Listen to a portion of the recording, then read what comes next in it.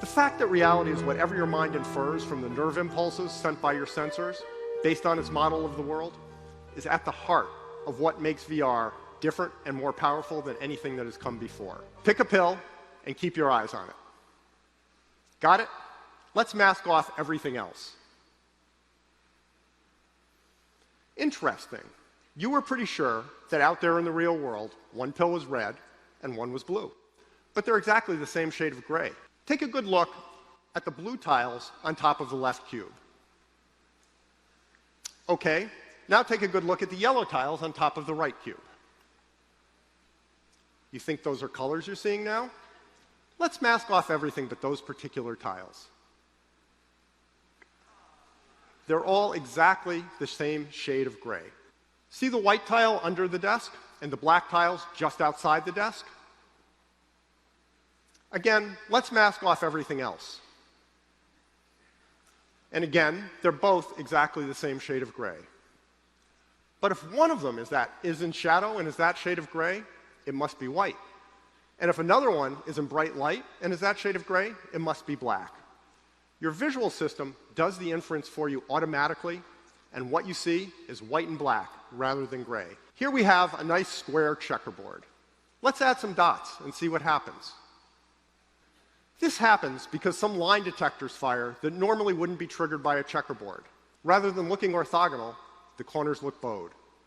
Take a moment and figure out which of the two tabletops in blue is wider as measured in 2D and which is longer, assuming you rotated them to line up. Ready?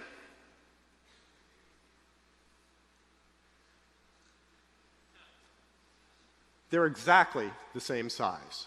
Fixate on the yellow dot and observe which way the black and white dots are rotating around it.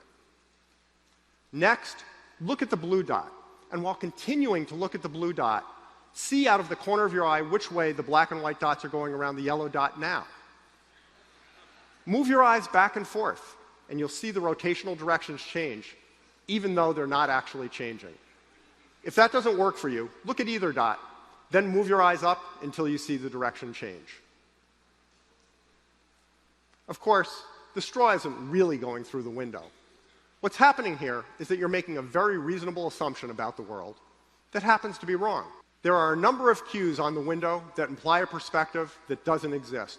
So your visual system infers that the window is spinning backward for half of a full rotation. As a result, the straw seems to rotate right through the window. This doesn't match any reasonable model of reality, so you end up seeing something impossible.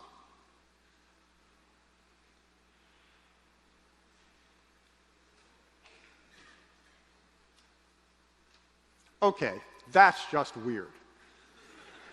Here's what's actually happening. Real objects, especially faces, tend to be convex.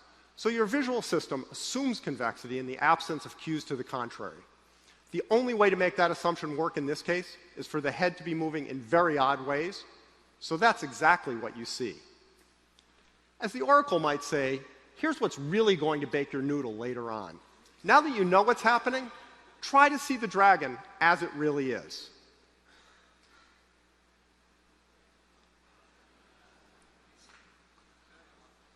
I bet you can't do it.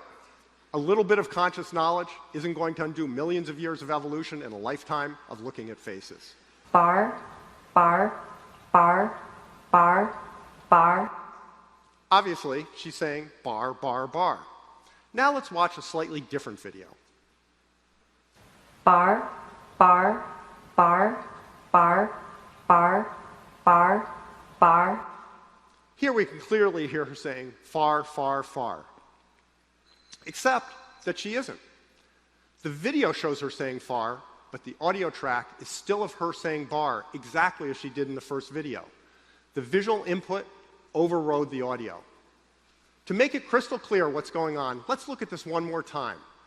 Once again, we'll have a soundtrack that says bar, but this time we'll have a split screen with a face saying far on one side and a face saying bar on the other. As this plays, move your eyes from one side to the other and observe how what you hear changes. Bar, bar, bar, bar, bar, bar, bar, bar, bar.